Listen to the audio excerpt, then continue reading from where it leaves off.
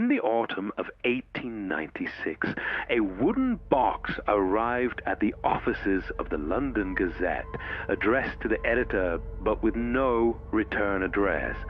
Inside, wrapped in oilcloth and smelling of damp earth and decay, were 23 letters, some written on fine parchment, others scrawled on torn pages from journals, a few even scratched onto bark with what appeared to be dried blood. And these letters told a story so terrifying that the editor initially dismissed them as an elaborate hoax, perhaps a publicity stunt for some new Gothic novel. But certain details in the correspondence, names, dates, descriptions of locations, proved disturbingly accurate when investigated. More unsettling still, several of the letter writers could be confirmed to have died under mysterious circumstances, their bodies found drained of blood. The editor buried the letters in the archives, too afraid to publish them, too afraid to destroy them. For over a century, they remained hidden, forgotten in a basement vault, until now. This Halloween, we present these letters in their original order, a chronicle of horror told through the written words of those who encountered something ancient and evil in the Carpathian Mountains. This is their story. These are the letters from Transylvania. My dearest Mina, I write to you from the Golden Crone Hotel in Bistritz, on the very edge of civilization as we know it. Tomorrow I journey into the Carpathian Mountains to meet with Count Dracula, a nobleman who wishes to purchase property in London.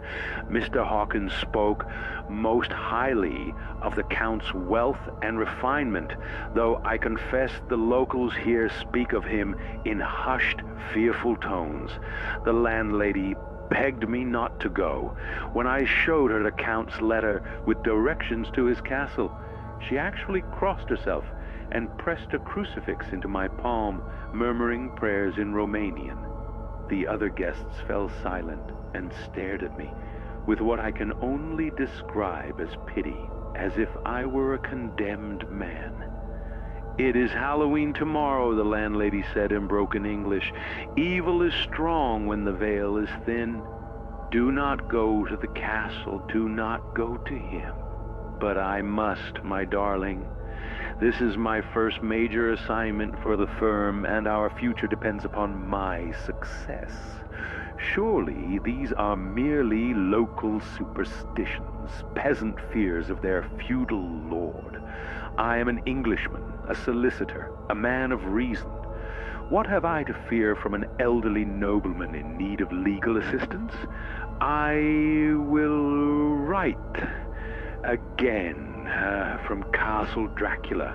Kiss little Jonathan for me and tell him his father will return before autumn ends, bearing gifts from this strange and beautiful land. Your loving fiancé, Jonathan Harker." I must record this while my memory remains clear, though my hands shake so violently I can barely hold the pen. The journey to the castle was a nightmare of howling wolves and impossible roads winding through mountain passes where one false step would mean certain death. The driver, arranged by the Count, was a strange man who never spoke, his eyes reflecting the lamplight like an animal's. Castle Dracula stands on the edge of a terrible precipice, its towers black against the autumn sky. No light showed in its windows, no smoke rose from its chimneys. It appeared abandoned, a relic from a darker age. But then the great door opened, and he stood there. Count Dracula is not what I expected. He is tall, thin, with a great aquiline nose, and peculiarly sharp teeth that show when he smiles. His hands are broad and strong, with hairs growing on the palms, a detail that disturbed me, though I cannot say why. But most unsettling are his eyes, ancient eyes, cruel eyes, eyes that have seen empires rise and fall. "Welcome to my house," he said in perfect English, though with an accent I cannot place. "Enter freely and of your own will." I stepped across the threshold, and Mina, I swear, I felt something change, as if by crossing that boundary I had left the world of men behind and entered a realm governed by older, darker laws. The Count gripped my hand in welcome, and his touch was cold as the grave. "God help me. I fear I have made a terrible mistake. Dearest Lucy, I write to you in deepest concern. Jonathan's letters have stopped. The last I received was dated May 8th, and even that was strange. His handwriting was wild and erratic, unlike his usual careful script. He spoke of being a prisoner in the castle, of terrible dreams, of seeing the Count climb down the castle wall, face first like a lizard. Surely he was ill with fever. Surely the isolation and strange surroundings affected his mind. But Lucy, I cannot shake this awful feeling that something terrible has happened to him. I have written to Mr. Hawkins, but he dismisses my concerns, saying that the Count's last letter assured him Jonathan is well and merely delayed by business. But that letter was not in Jonathan's hand. I would know his writing anywhere. The autumn nights grow longer, and I find myself plagued by nightmares. I dream of a great castle in the mountains, of shadows that move against the light, of a pair of red eyes watching me from the darkness of my own bedroom. Lucy, I fear I am going mad with worry. Tell me I am being foolish. Tell me that Jonathan is safe and will return to me when the leaves have fallen and October arrives. But in my heart, I know something is terribly wrong. Your anxious friend, Mina, dear Mina. I wish I could offer you comfort regarding Jonathan, but I fear I have troubles of my own. For the past 3 weeks, I have been experiencing the most terrifying episodes during sleep.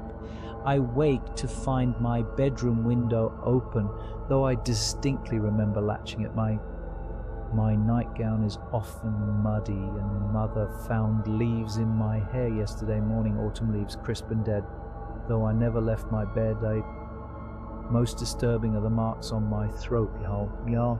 2 small punctures close together that burn and itch terribly. Dr. Seward examined them and claims they are merely insect bites, but Mina, they drain me so. I grow paler each day, weaker, as if something is drawing the very life from my veins. And the dreams, oh God, the dreams. I see a figure at my window, tall and pale, with eyes that glow like coals. He calls to me in a voice like silk and shadow, promising eternal life, eternal pleasure, eternal night.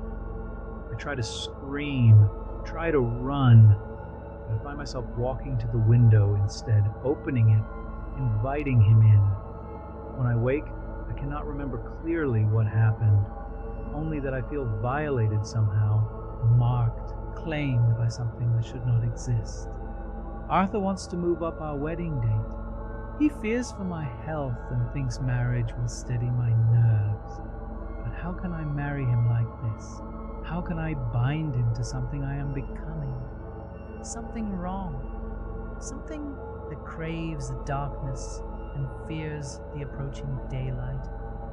Mina, I am so frightened.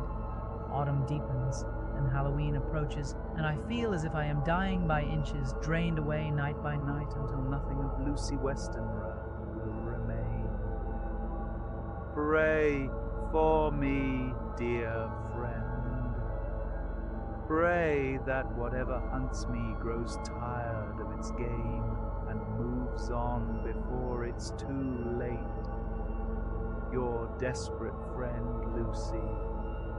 Lucy Westenra? is dying, and I am helpless to save her. I have tried every treatment known to medical science. We have given her transfusions. Arthur, Morris, and I have all donated our blood, yet still she fades. It is as if something is drinking her life away faster than we can replenish it. Professor Abraham Van Helsing arrived from Amsterdam yesterday. I called him in desperation, knowing his expertise in obscure diseases, but when he examined Lucy, his face went pale, and he murmured something in Dutch that I did not catch. This is no disease, he told me after examining the marks on her throat. This is predation. Something feeds on her, and it will not stop until she is dead, or worse. Worse? I asked. Worse, he confirmed grimly. Tonight we implement his strange precautions. The room will be filled with garlic flowers. Crucifixes will hang on every wall. The window will be sealed with holy wafers. Van Helsing assures me these measures will protect her, though he will not explain from what. As I write this, the October wind howls outside my asylum. One of my patients, Renfield, has been screaming for hours. The Master comes!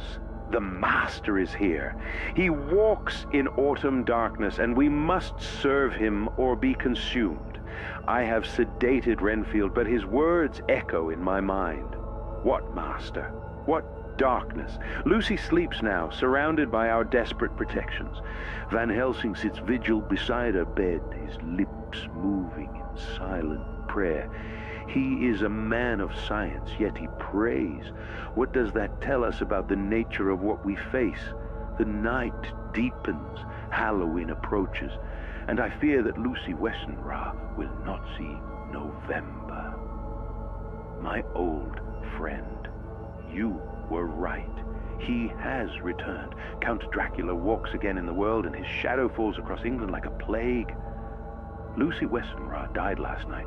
We tried everything. The garlic, the holy symbols, the prayers. But her mother, in ignorance and concern, removed the garlic from Lucy's room, believing it was making her daughter ill.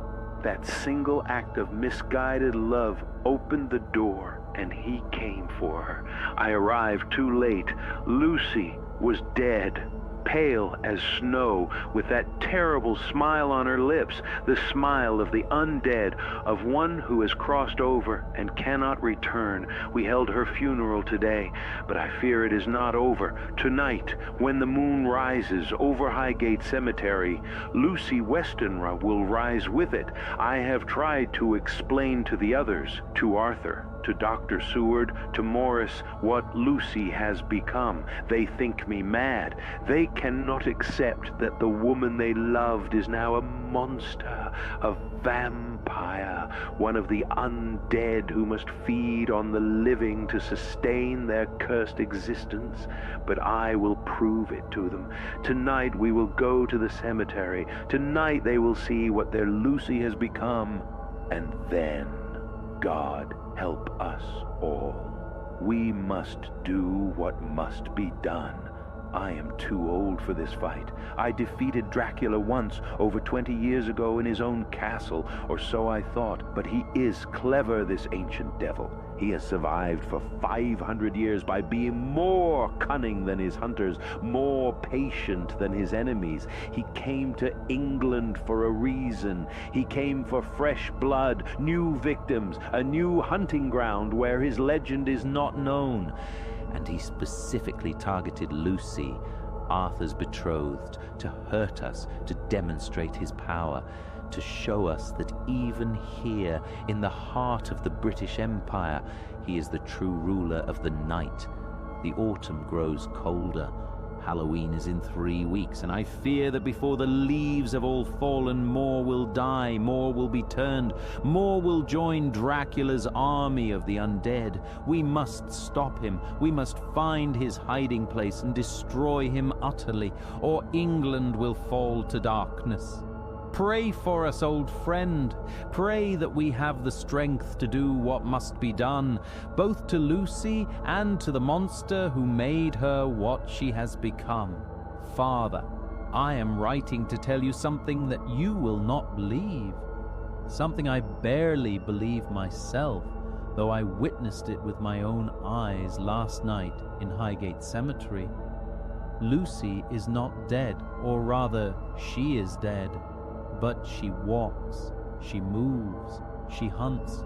Professor Van Helsing led us to the cemetery at midnight. Myself, Dr. Seward, and Quincy Morris. We found Lucy's tomb open, her coffin empty. Van Helsing said we must wait, and so we hid among the tombstones as the October moon rose overhead. And then we saw her. Lucy, my beautiful Lucy. But changed, oh God, so horribly changed. She walked through the cemetery gates holding a child, a small boy she had stolen from his bed. Her white funeral dress was stained with blood. Eyes glowed red in the darkness. And when she smiled at us, at me, I saw her teeth, elongated canine, sharp as needles, dripping with the child's blood. Come to me, Arthur, she said in a voice like poisoned honey. I have been waiting for you. I am yours forever now. Kiss me, my love. Let me share this gift with you. I actually took a step toward her. Despite the horror, despite the blood, I wanted to go to her. The creature that wore Lucy's face had some terrible power of attraction, a supernatural magnetism that pulled at my will. But Van Helsing stepped between us, holding up a golden crucifix. Lucy, or the thing that had been Lucy, hissed like a serpent and recoiled, dropping the child. Morris caught the boy and carried him to safety, while Van Helsing forced the creature back toward her tomb. You must understand, Van Helsing said to me as dawn approached and the creature crawled back into its coffin to sleep. This is not Lucy. Lucy's soul has departed. This is a demon wearing her corpse, an undead thing that feeds on the innocent. If we do not destroy it, it will kill again and again. It will make others like itself. The plague will spread. This morning, in the gray October light, we opened Lucy's coffin again. She lay there, peaceful and beautiful, looking as she did in life, but Van Helsing showed us that she cast no shadow, that mirrors would not reflect her image. Tonight, he said, we do what must be done. We free her soul from this curse. Father, tonight I must drive a stake through the heart of the woman I love. I must cut off her head and fill her mouth with garlic. The old way, the only way to ensure she does not rise again. I wanted to marry Lucy. Instead, I must kill her. What kind of world do we live in where such nightmares are real? Pray for me, Father. Pray that my hand stays steady and that Lucy's soul forgives me for what I'm about to do to her body. I write to you from London, where I have come after receiving word that Jonathan has been found. He is alive but broken in mind and spirit, recovering in a hospital in Budapest after some terrible ordeal in Transylvania. The doctors say he suffered a complete nervous collapse, that his wild stories of vampires and castles and supernatural horrors are merely delusions brought on by trauma. But Reverend Mother, I have read his journal, the full, uncensored account he kept during his imprisonment, and I believe every word. Count Dracula is real. He is a vampire, one of the undead, and he has come to England. Lucy is dead because of him, transformed into a monster, and then destroyed. Now he turns his attention to me. I dream of him every night. I see his pale face at my window, his red eyes burning in the darkness. He speaks to me in my sleep, calling me to him, telling me I will be his bride, his companion through eternity. 3 nights ago, I woke to find my window open and him standing in my room. He was real, solid, not a dream. He smiled at me with those terrible teeth and said, "Your Jonathan escaped me, but you will not. You will be mine, Mina Harker. I will make you immortal. I will make you perfect. I will make you my queen of the night." I tried to scream, but my voice would not come. He moved toward me, and I felt his will crushing mine, bending me to his purpose. He cut his own chest with a sharp nail and pressed my face to the wound, forcing me to drink his blood. "Now we are bound," he whispered. "Now you are mine. Soon you will be like me, undead, immortal, free from the petty concerns of mortal life. When Halloween comes, when the veil is thinnest, your transformation will be complete." He vanished before Jonathan could return, leaving me defiled and damned. I can feel his blood in me, changing me. I crave strange things. Sunlight hurts my eyes. I hear whispers in my mind that are not my own. Professor Van Helsing says there may still be time to save me, but we must act quickly. We must find Dracula's hiding place and destroy him before Halloween, before my transformation becomes irreversible.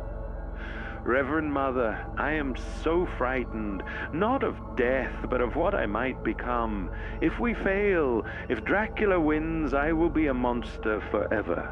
I will hurt the innocent. I will become everything I despise. Pray for us, Mother. Pray that we find him in time. Pray that God has mercy on my tainted soul. We have found him after weeks of investigation, of tracking his movements and habits, of piecing together clues from Mina's telepathic connection to him. We have found Dracula's lair, Carfax Abbey, the ruined monastery adjacent to my asylum. He has been here all along, sleeping in the basement in boxes filled with his native earth, rising each night to feed on London's poor and to visit Mina in her sleep. Tomorrow is Halloween. Tomorrow night at midnight, Mina says, the connection between her and Dracula will be complete. She will become fully vampire, and there will be no saving her. We have no choice. We must attack during daylight tomorrow, October 30th, while Dracula sleeps. We will find his coffin and destroy him before sunset, before Halloween arrives, before Mina is lost to us forever. Van Helsing has armed us with stakes, hammers, holy water, and the host itself, blessed by the Archbishop. Arthur and Morris have also brought rifles, though Van Helsing warns that bullets are useless against the undead. Jonathan Harker, still weak from his ordeal in Transylvania, insists on coming. He says he must be the one to strike the killing blow, to destroy the monster who murdered Lucy and damned his wife. I see murder in Jonathan's eyes, a cold rage that frightens me. But perhaps that is what we need. Righteous fury to face supernatural evil. My patient Renfield is dead. Dracula broke into the asylum last night and killed him for helping us, for revealing where the Count's earth boxes were hidden. Renfield's last words were, "He will rise again. You cannot kill what was never truly alive." Halloween comes, and with it the reign of the undead. The madman may have been right. Even if we destroy Dracula, will it truly end? How many others has he created? How many undead walk London streets, feeding in the autumn darkness? But we must try for Mina, for Lucy, for all the innocent victims whose blood has fed this ancient monster. Tonight I will not sleep. I will sit with my crucifixes and my prayers and wait for dawn. And then we will go to Carfax Abbey.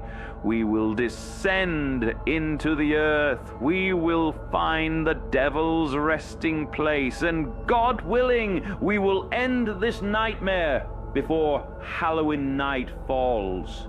If you are reading this and I have not survived, know that we died fighting for the light. We died protecting the innocent. We died trying to stop a darkness older than civilization itself. May God have mercy on our souls. You were too late. I have taken Mina. When you read this, Halloween night will have fallen and she will be mine forever. You destroyed my boxes of earth, yes. You forced me to flee, but I am 500 years old, and I have contingency plans within contingency plans. I am returning to Transylvania, to my castle in the Carpathians, where I am strongest. Mina travels with me, halfway transformed, suspended between life and death. When we reach my homeland, when the midnight hour of Halloween strikes in the place where I first became undead, her transformation will complete. She will be my bride, my companion, my queen. And then we will return to England together, and we will turn this entire island into a kingdom of the undead. You cannot follow us. The journey is too long, the route too dangerous. By the time you reach Transylvania, it will be November, and Mina will be forever lost. I win, Van Helsing.